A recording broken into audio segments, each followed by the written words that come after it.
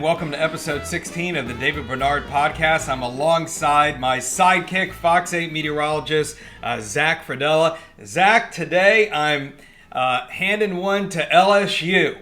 We're going to have an LSU guest on today.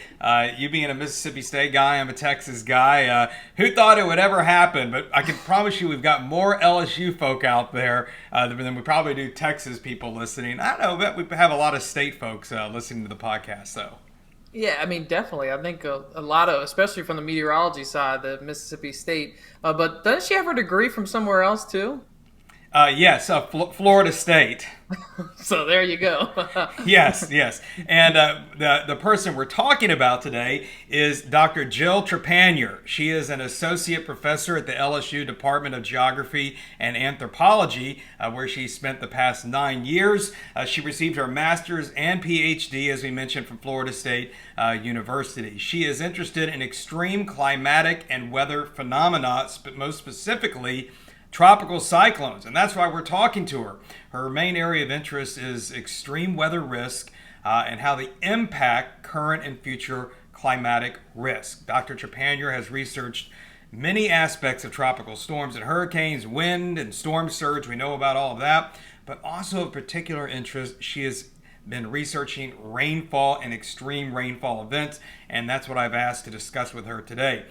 Extreme rainfall events, and there have been plenty of those lately. We're recording today's episode on August 25th, 2021. Remember, if you're listening to this podcast on your favorite podcast app, that's great. If you want to watch it, we have a video version on our website at fox8live.com. We've had two landfalling storms in the past week, Grace and Henri. It's interesting that you say that. I mean, we're bringing her on at a perfect time. It's peak season, and that's kind of her expertise area, is that whole, excessive rainfall events, and that goes hand in hand with tropical impacts. And we saw with Henri, it moved into the northeastern United States, and it produced significant rainfall at Central Park in New York City. Almost 2 inches of rain in an hour is the most that's ever been recorded at that site. Now, here locally, we're like, we get 2 inches of rain in about 15 minutes. What's the big deal? Well, this is New York City. I mean, that's crazy. In the middle of the heart of New York City, that's an incredible rainfall rate. Yeah, it definitely is. And Grace, that was sort of a surprise as well, but something we really have gotten accustomed to as far as the Gulf of Mexico goes in recent years. The Bay of Campeche, everybody talks about, it's the warm waters down there. It seems like every storm intensifies, but Grace intensified more than any other storm. Usually when they hit the Yucatan and go across the rest of that water going into Mexico, they don't have the time to get themselves together. They do ramp back up, but not as intense as Grace. Grace actually became our first major of the season. And remember, the forecasters are saying we're going to have at least 4 majors this year. And Grace was particularly strong for that location, for that far south in the Gulf. Yeah, I mean, I was looking at a map. Dr. Steve Caparata, he's with our WAFB station in Baton Rouge. He posted a map that shows Grace, where it made landfall, is the most intense storm that's ever been in that area. We can almost look across the entire Atlantic, Gulf of Mexico, Caribbean, and see how strong a storm has been in these little blocks. And it showed up as, Grace was the strongest storm to impact that part of the coastline, including Mexico. That was really a surprising statistic to me. And again, it was one of these alarming scenarios where all of a sudden Grace was a Category 1, borderline 2, and it was almost a Category 4 by the time it reached landfall. So we're going to be talking about hurricanes, of course, and extreme rainfall with Dr. Trepanier, but also about these localized extreme rain events. And there's been several examples of those, unfortunately, around the country just in the last few weeks alone. So on that note, let's bring in today's guest, Dr. Trepanier. Jill, welcome to the podcast. Thank you so much for having me. I'm excited to be here. Well, I was talking about you in the introduction, and we were mentioning your postgraduate work at Florida State University. Take us a little bit on your academic journey, I guess you could say, and what led to your interest in environmental science, climate geography, and obviously hurricanes, one of the things we'll be talking about today. Okay, absolutely. So I grew up in Milwaukee, Wisconsin, and I won't start quite that early, but I did get my undergraduate degree from the University of Wisconsin, Oshkosh. If you've ever heard of Oshkosh Bagosh, it's the same place. And that's where I changed my major multiple times, finally landing in geography because my mother moved to the island of Jamaica. And I started experiencing sort of secondhand hurricanes, tropical storms that would come through. And I'd always had a bit of a love for extreme weather, but most of my experience was in blizzards, right? So the tropical nature was far more exciting, certainly warmer. And so I started studying more of that. And then I realized in order to really study that, I wanted to move down to the South. So I moved to Tallahassee, Florida, and got both my master's and PhD in geography with an emphasis on extreme weather behavior and statistics.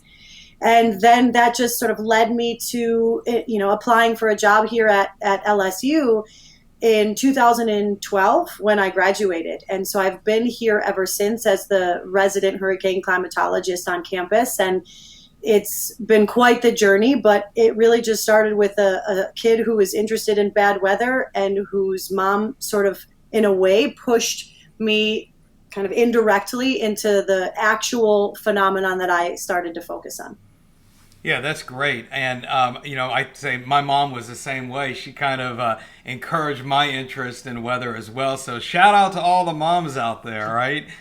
Absolutely. If we can help to better protect our mamas, then we need to try to better do that, right? So I think that's part of that game. I think a lot of what you've studied is you've studied obviously wind, storm surge, different components of hurricane. Obviously today I wanted to focus on extreme rainfall events, and not just associated with tropical cyclones. We have extreme rainfall events outside of tropical cyclones as well. Was there a certain reason that became a topic of interest to you, a certain event maybe that you saw that triggered an interest in that? Well, great question. I think number one, when growing up where I did, I thought I knew what humidity was and what extreme rainfall was, but that was the perspective of somebody from the north. And then I moved to the south, and I remember my very first tropical storm was Tropical Storm Faye when we were living in North Florida.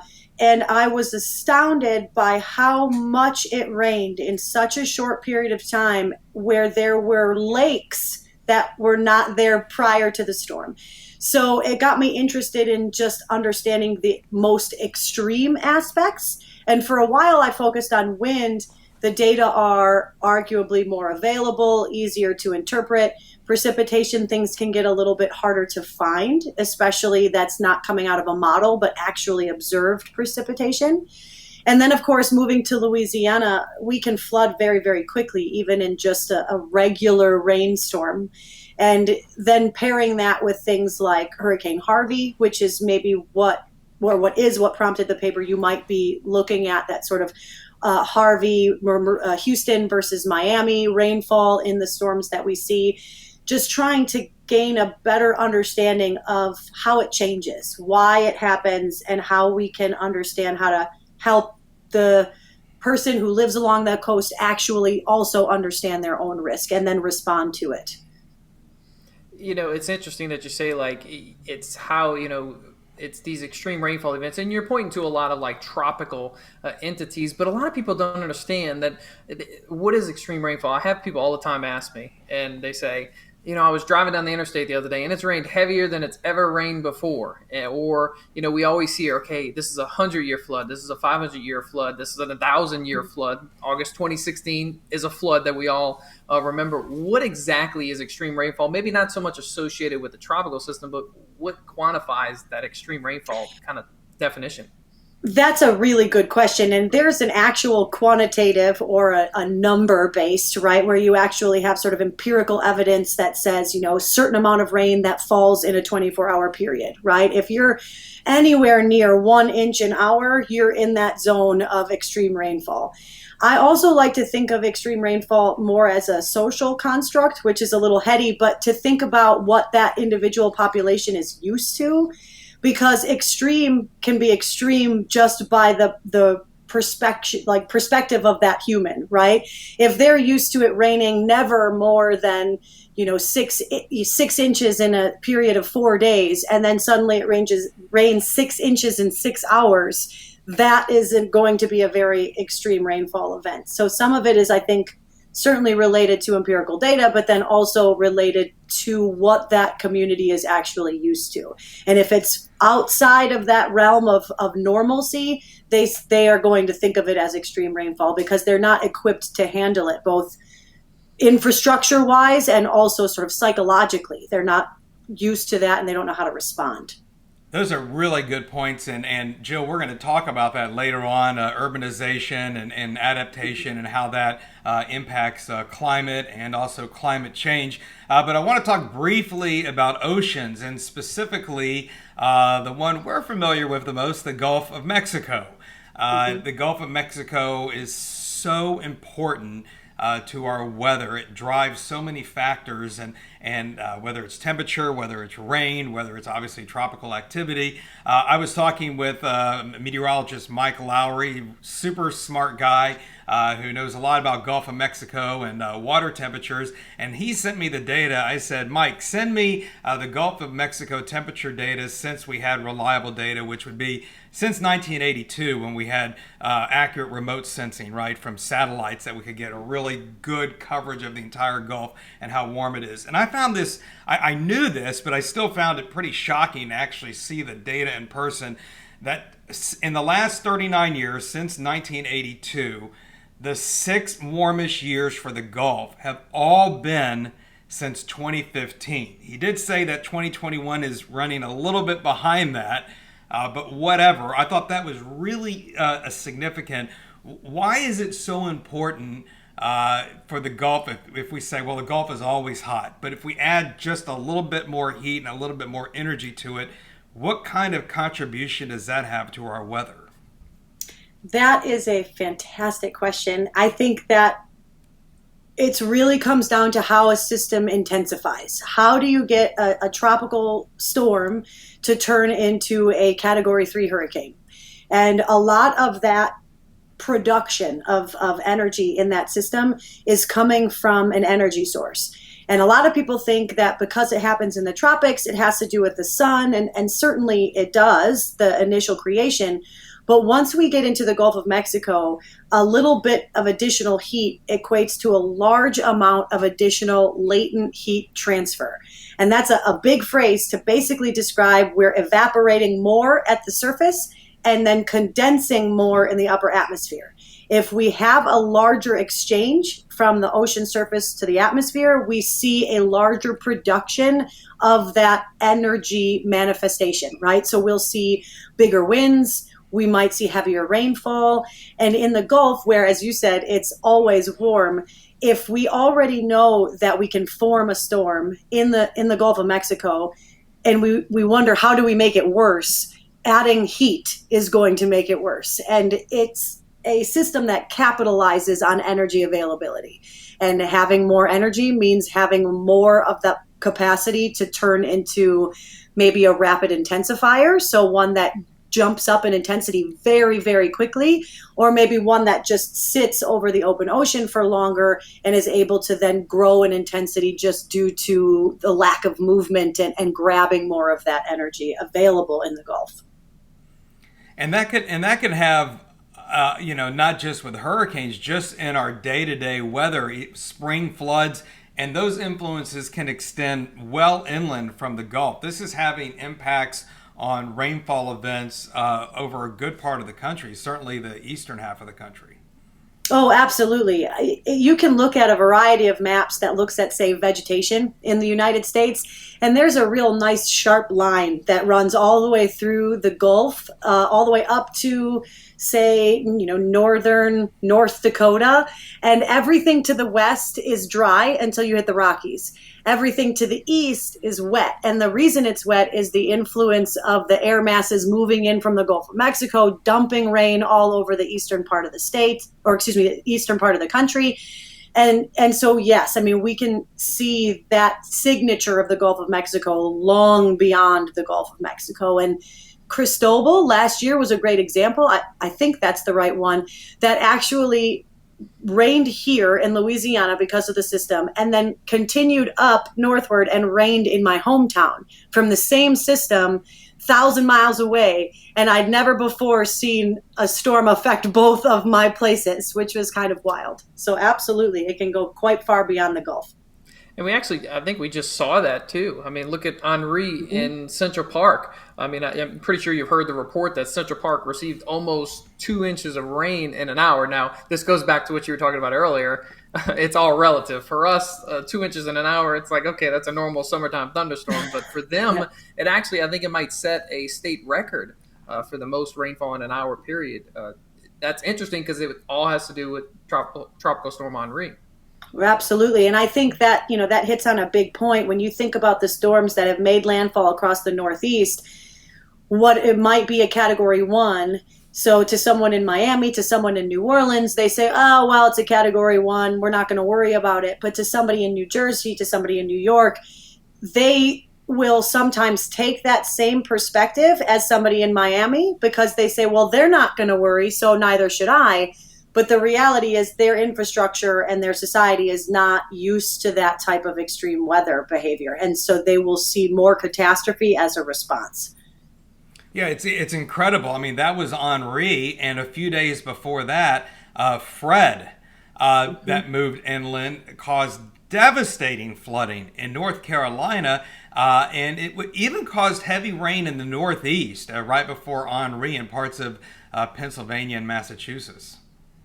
Absolutely. I think that's a great point. And this type of system that maybe doesn't have the typical signature, right? Having maximum sustained winds of 120 miles per hour or something like that will tend to get a lower risk associated with it from the general public because they're not expecting it to be terribly, catastrophic. But rain is not created equal in a category of storm, right? And this is something that we've learned long beyond the creation of the Saffir-Simpson. It used to have pressure, storm surge, wind, even considerable rainfall included on that scale. And we've done away with all of it. And now it's just wind because those characteristics can vary substantially regardless of the intensity of the storm.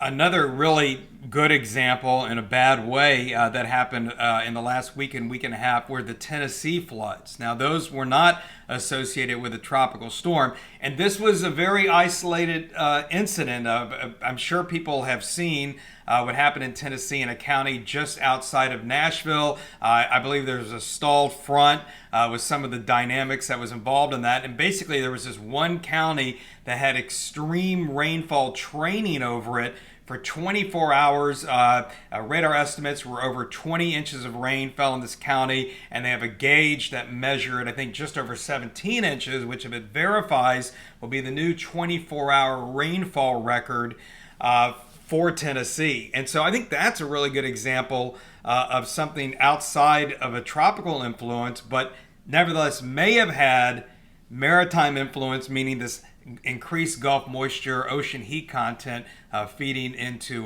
the Tennessee River Valley. Absolutely. I think there's some important aspects here, right? If your air temperature is warm and warmer than maybe what it would normally be that year, if you're already breaking records for air temperature, and then you have a huge plume of moisture that comes in, say from the Gulf or from anywhere, but in this case from the Gulf, you'll see the response be heavier rainfall, right? So if we increase air temperature, but yet we still have the moisture available to saturate that warmer air temperature, we actually physically have more rain falling from the sky than what we could have had at a lower temperature.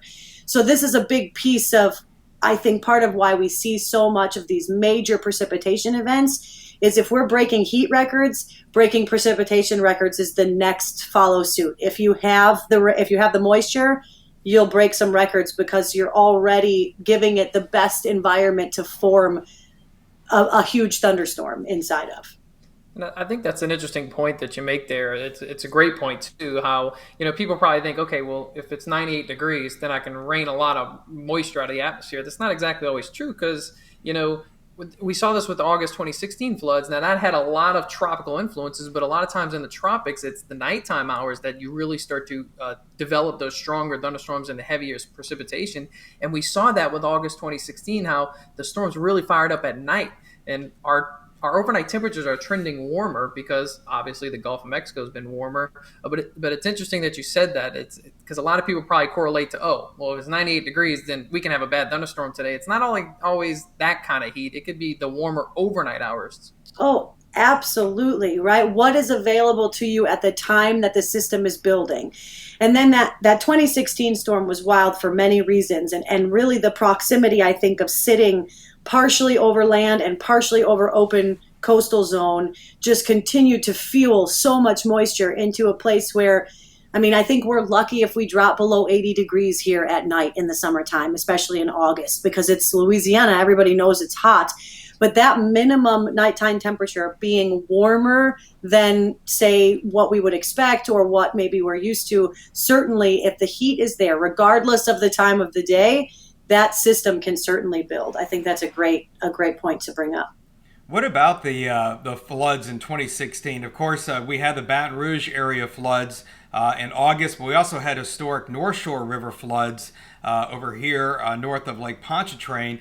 Those were in March. Concerning the Baton Rouge storm, I mean, there was a lot of discussion like, was this actually a tropical depression? We've seen tropical depressions and tropical storms form over, quote, land. I can remember, even Katrina, I can remember. I was in Miami at the time. And by the way, you've done your extreme rainfall studies on Houston and Miami. I grew up in Houston and I've lived in Miami. And so you picked great research topics. I'll just leave it at that. But I remember Katrina, I mean, you know, as it moved southwest across Miami-Dade into the Everglades, it was holding its own and even intensifying as it was moving across the southern of the peninsula, just for the fact that, I don't know if you want to call the Everglades land, just like a lot of what we're around here is not really land, but it was also pulling in from multiple heat sources, the Atlantic, the Straits, also the Gulf of Mexico. Have you done any studying of this 2016 event and what may have contributed to it? So officially, no, but I have given presentations on it. So as far as, say, writing up a publication, there's nothing, I don't have anything like that. I will call that just due to lack of time and too many roles to play, right? But you're very well published, by the way. I've looked at a lot of your published. Okay. Thank you. I'm trying, but it's hard to keep up. The world keeps giving me new things to study, but yet it's not giving me any new time, which I've noticed. As far as the 2016 flood, though, I think you are hitting on an excellent point that a good portion of South Louisiana is not land. We consider it land, but there is more water here, you know, proportionately than any other coastal zone along the Gulf of Mexico, because so much of our South Louisiana interface is really this bridge between marsh, swamp, coastal zone, right? And that means that there's water available everywhere. I try to remind my students that even here at LSU, we are surrounded by the LSU lakes. We've got the Mississippi River very close by. That availability of water will also feed the thunderstorms that develop here. It doesn't need to be water or air from elsewhere moving into a region. Sometimes it's just the fact that where it is existing is enough to continue to support that general flow. And I think in 2016, that was a great example. There were some upper level mechanisms blocking it from leaving, which is also a big reason why we get things like Harvey or Hurricane Harvey in Houston. When a storm is unable to move up and out of a landscape, but rather just stay, we see the flooding potential increase, right? Which makes natural sense. But I think those types of zones where you have that interface of land and coast, that's where we'll see some of the most epic rainfall, because we've got, unfortunately, I say the best of both worlds, but only the best if you're interested in making rain, not the best if you're interested in staying away from rain. That's an important distinction. That's a good point.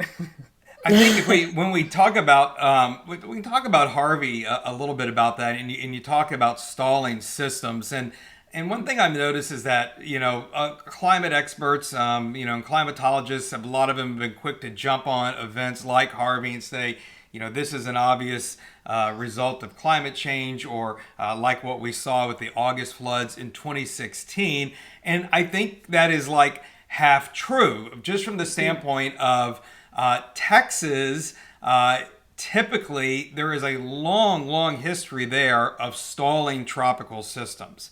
And that's something, because of the way the upper air pattern typically sets up, they're more susceptible to seeing that with various storms. I can remember Tropical Storm Claudette, not the Claudette we had this year that went over New Orleans, but this in 1979. They weren't retiring tropical storms back then, but this one probably should have been. That resulted in the U.S. 24-hour rainfall record in Southeast Texas from the stalling system. And then we had Harvey come along, and of course it caused flooding over a region bigger than anything we'd ever really seen before. So the point I was going to ask you to talk about was not as far as what aspect extreme rainfall and climate change are linked versus it wasn't uncommon for Harvey to stall. Do you think what we're really talking about is not so much the stalling, because I know people have done research on that aspect, but it's the efficiency, the ability to produce more rain in a shorter amount of time? So, number one, right now I'm currently working on a brand new paper that's focused on stalling tropical cyclones, because I want to know the answer to the question that you just asked, and I don't have an answer yet. But I do think that certainly there are places that are more prone to having stalling systems, just as you described, depending on what their overall influences are. I think that stalling is a natural product of a placement, of a geography of where that storm might be happening. As far as the zone of climate change and where that may be playing a role, I think it's important that people understand what a hurricane's function is on planet Earth. So a hurricane's function is to transfer extra energy near the equator to higher latitudes.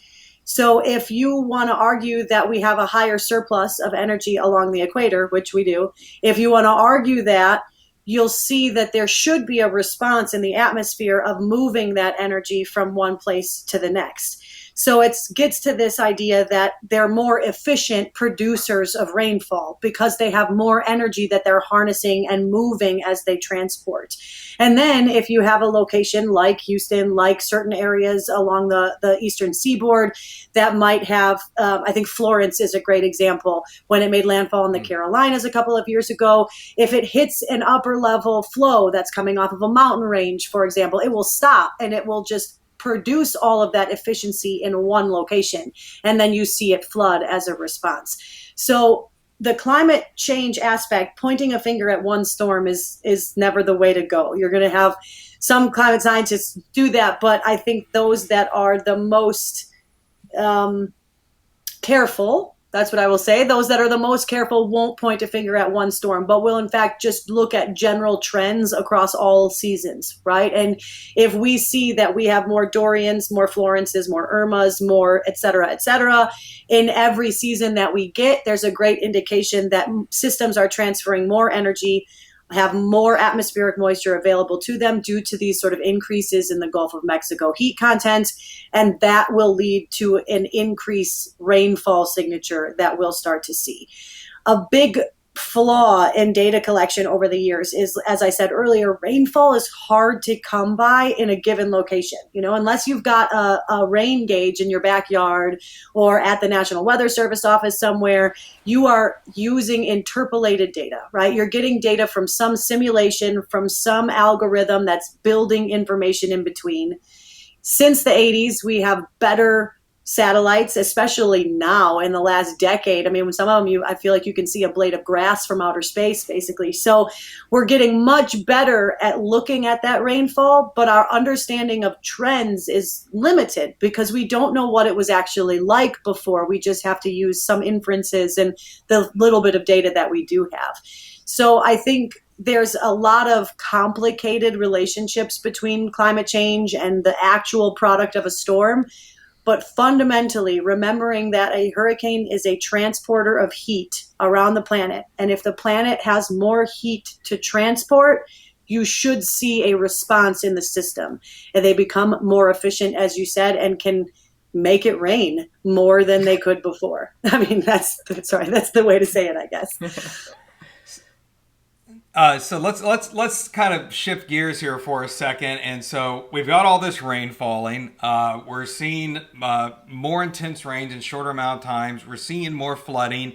And a friend of mine said the other day, "Oh, what do you mean you don't believe in man-made climate change?" And he goes, "Just look at the urban heat island effect." He goes, "There's your man-made climate change. We're throwing concrete down everywhere, and we're making it hotter just by doing that. Forget CO2 or any other greenhouse gases." So we've got this rainfall that's occurring. We have statistically proven that intense rainfall rates are increasing.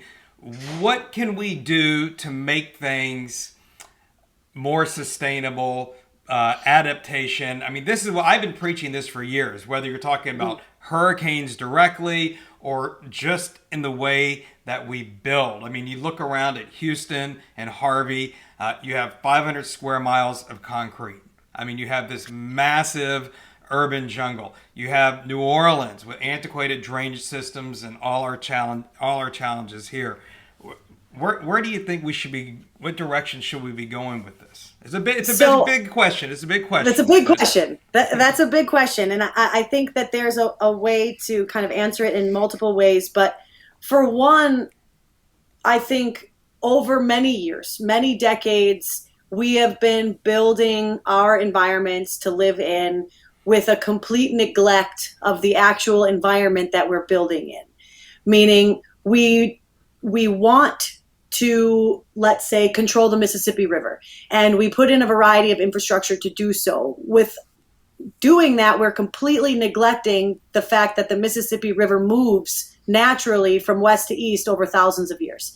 By holding it in place, we are forcing ourselves to flood because of the way the infrastructure is built. So one of the ways I think moving forward, instead of arguing, can we ever go back to the way it was? Can we ever undo what we've done?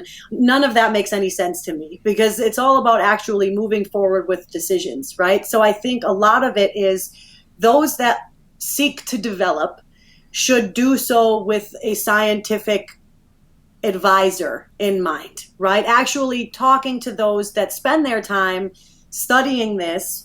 I don't spend my time understanding how to build a building by any stretch of the imagination. Okay, but I do spend my time thinking about a certain environment and how it might rain in that environment, from which angles and in which directions. And so I think that the wise decision moving forward would be for there to be more of an open communication line between those that are actively developing, actively choosing to build infrastructure, or actively making laws and rules for how to protect people, to actually do it with a scientist on their staff, right, in their zone, who's actually trained to answer some of those scientific questions, not to be a disservice to the development, but to instead help the development be successful for the long term, right? So I think that's a big piece of it. But the other side, and this is a place that I've been moving into more frequently, is the actual idea of education. So I have a variety of students who have been born and bred in Louisiana. They've lived here their whole lives, and yet they don't understand how it rains. They know that it rains, but they don't understand why it rains, or why there are certain rainstorms that are worse or better than others. And I think educating the general public to have some actual understanding of that, not at the level of a PhD, by why, that's not what they want to do, but enough to actually get them to make an educated decision about their own building, about their own water resource use, their own overall flood infrastructure, that I think helps on a small scale. But then as everybody does it, it will help on a larger scale. So it's really about, I believe, accepting the environment as it is, instead of trying to control it and make it the way we want it to be. Let the environment to some extent control us and our overall response to what we want.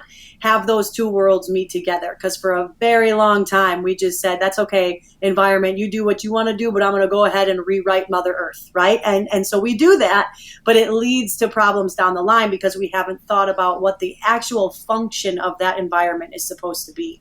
And I think, ripping up mangrove forests all across the Gulf Gulf Coast is a great example of how we took away one of our natural protective buffers, put a city in its place, and now are questioning, well, why are we flooding when we should have left that mangrove forest alone, right? So, and again, I'm not saying go back, but I'm saying think about that as we move into the future so that we can avoid as many of those consequences as possible.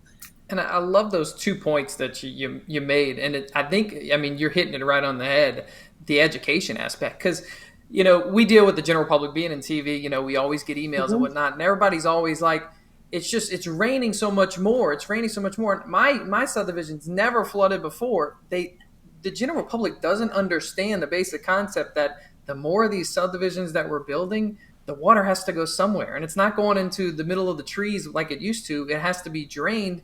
And we're not seeing North Shore rivers. We're not seeing Baton Rouge rivers like certain rivers around the Baton Rouge area. They're not being expanded. They're not digging them deeper. So the water is coming from more concrete, and it's just going in these bodies of water. And instead of going, downriver faster, it's just going up and up and up, and it's flooding these areas. So I think it's a great point that you made about that.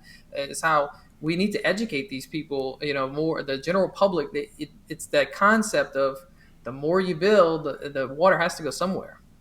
Absolutely. And I think that's actually gets back to that Baton Rouge flood event of 2016, because, that phrase, the 1 in 1,000 year flood, was tossed around all over the place. And it's very confusing for someone to understand that. I mean, my area is statistical risk creation, right? I live in the world of the 1 in 1,000 year flood. That is, I put those statistics out, but I would never use that phrase to describe it to someone who hasn't spent time in the world of statistics, because it's confusing and it makes a person think that it's not going to happen for another 1,000 years. When the reality is that chance of occurring is the same every single year. It could still happen again. And the second we ripped up one tree from that 2016 event, and there has been a lot of trees ripped up since then, we have changed that 1 in 1,000 year marker.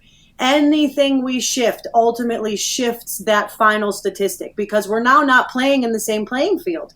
We have changed the entire landscape yet again, and so the new risk is occurring because of that.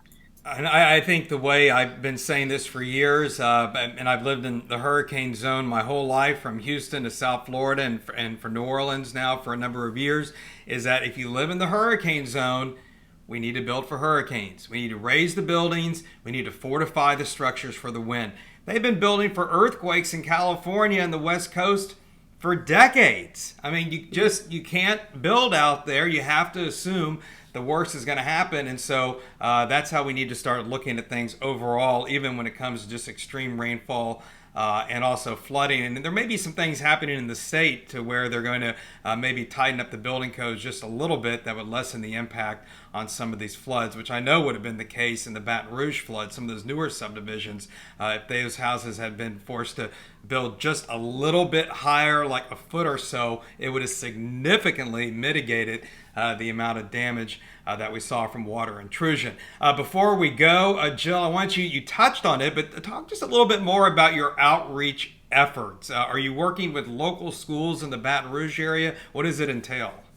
So I really enjoy working with younger children, though I like to teach college level students as well. So one of the things that I've been doing is pairing with a program here at LSU called Coastal Roots, which has been around for 2 decades, that taught students or worked with classrooms around South Louisiana to teach them about coastal restoration. So planting trees and building, sand barrier islands to try and restore the coast.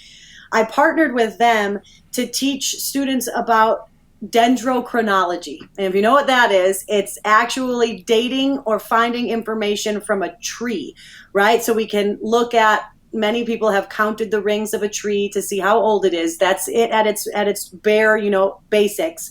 But we can also tell all sorts of other information. As weird as this is, the amount of oxygen in the rainfall that fell when the tree grew in that year. Okay, that's sort of a lot, but we can tell all sorts of information from these trees. So one of the things I run into as a professor here is students that have a very, very confused understanding of climate change. that they just have heard it only really from the media, and the media is spinning it in so many different ways that they're not sure what it is. Is it natural? Is it human caused? So that outreach effort, that particular one, is focused in on teaching students how to core their own tree and actually date the tree and find some statistical analysis from it, because then I can take that concept and build it back in time so that they can understand how we might know what it was like from an ice core 100,000 years ago, because we do not have trees that old, right? But then also think about how we can use that information as a proxy to tell us about what we don't actually know to have occurred for sure. So that's one of those efforts. But then now I'm currently waiting on word back to see if I get the project funded or not, so fingers crossed. But this one is focused right at the coast down in Terrebonne Parish, thinking about understanding extreme weather behavior, particularly from tropical cyclones and hurricanes, and how that might impact fisheries and the overall production inside those fisheries and the actual viability of those fisheries into the future. Many of our South Louisiana residents have that they're making their money from the world of fish. And if that's not a viable future for them, they need to know that before they make a life decision that's hard to undo. So part of it is actually thinking about it in that way, is hitting it from all these different angles. One, as a fundamental, what is climate and how do we think of climate science? And then two, how does it actually relate to that real world application that is important for them and their livelihood, so that they can draw their own conclusions. I don't like to tell people what to do, but I like to give them information so that they can make their own decisions. Now, my husband might argue otherwise, but that's okay. All I'll say is that they get much cooler field trips than I got when I was growing up. So I will agree with that. Me too. Me too. Okay, before we go, we always ask our guest, and I don't know if you call yourself a weather geek or not, but what is one of your famous or most memorable weather memories that maybe kind of got you latched onto it? You sort of started talking about growing up in Wisconsin a little bit earlier. So I will say this. I remember very vividly. Now, I don't remember what year, but I had to be around 8. So I'll age myself a little. I had to be in the early 90s. But there was a snowstorm that came through Milwaukee that was so extreme that we actually got a bit of lake effect snow. We're on the wrong side of the lake for that to happen, actually. But so we don't normally do it. But the snow was so high that we couldn't get out the front door or the side door of our house. We had a 2-story house. All that was upstairs was my brother's loft room and a set of windows. And in order to get out of the house, we had to go out of his window, which I remember just being blown away because that didn't normally happen. And I thought, well, what on earth just happened that we had all this snow? Now, as an 8-year-old kid, I was amazed, also very excited because I got off of school, which is a really rare occurrence from snow in the north because we can put up a lot of snow and deal with it. But that's all I got at that time, right, in my mind. But as I got older, I realized that was my first real extreme weather event that I remember being just floored by. And as I got older, I thought, I want to know why. I just want to know why. So I made a career out of it, I guess. That sounds so cool. Zach, can you imagine we've got to climb out of our 2nd-story window because the snow is so high? I think I remember catching a pellet of ice. It was a sleet pellet in like 95 when I was young. That's my extent of frozen precipitation when I'm young. That is so sad. Okay. It is sad.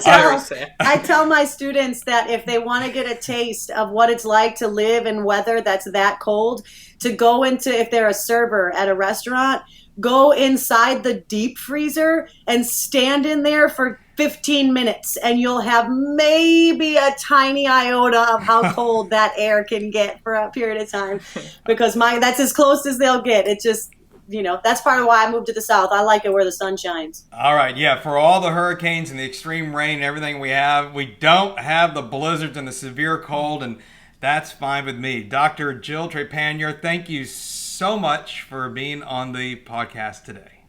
It was absolutely my pleasure. Thank you for having me, and take care. Well, I think Dr. Jill Trepanier made some very good observations during that discussion, not only about hurricanes, but also about extreme rainfall events in general. That's one thing that the research has clearly showed, is that these extreme rainfall events are increasing, and the Gulf of Mexico, it has a lot to do with it.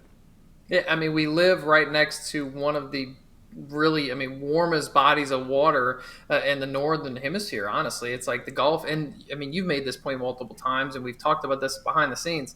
The Gulf is so much warmer in the past 10 years than it ever has been. So you got more warm water. That means you got more latent heat, like Dr. Trepanier said. And when you have that latent heat, you can really get those heavy thunderstorms. It doesn't have to be just tropical systems. Now, we are seeing what are one thing that we've seen in the past few hurricane seasons, rapidly intensifying storms. That's one kind of correspondence to a warmer Gulf. And the heavier thunderstorms doesn't have to be in the middle of tropical season, though. It could be in the spring months. It can even be in the winter months, because it's warmer during the summer, but it's also typically warmer even during the winter when you're talking about Gulf of Mexico water temperatures. And she laid down the groundwork, honestly, for we keep building more and more, and the water has to go somewhere, and we're not digging these rivers any deeper. We're not really increasing our flooding infrastructure as far as where the water can go, so it ends up in the subdivisions that are usually brand new. And that's what we need to do. Adapt, adapt, adapt. Hurricane zone, we need to build higher, and we need to build stronger, and building higher, of course, will help mitigate against some of those flood losses as well. A reminder, it's the peak of hurricane season, and you can always go to fox8live.com/hurricane and use our hurricane tracker there, as well as watch our hurricane special, Weathering the Storm 2021. For Zach Fradella, I'm Chief Meteorologist David Bernard. Thanks for joining us, and we'll see you next time.